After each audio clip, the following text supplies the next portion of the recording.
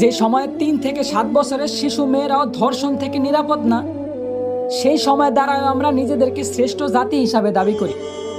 যে সময়ে free mixing ভাবে পড়ালেখার কারণে বিভিন্ন জায়গায় শিক্ষক দ্বারা ছাত্রীরা ধর্ষিত হইতাছে, সেই সময় দ্বারাও আমরা শিক্ষার মানদণ্ড নির্ণয় করি। একদিকে দেশের মান্যগণ্য লোকেরা দেশের গরিবদের দিকে না তাকিয়ে বিলাসিতায় দিন কাটাইতেছে, ঠিক সেই সময় আমরা নির্লজ্জের মতো আবার দেশের রেমিটেন্স যোদ্ধা প্রবাসীদের নিয়ে সমালোচনা করি।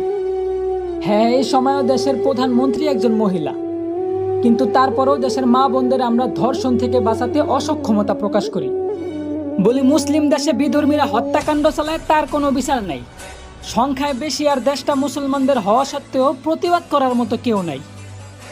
আসলে আমি মনে করি কি ভাই, আমাদের দেশে ইসলামের পক্ষে সঠিক বিচারই নাই।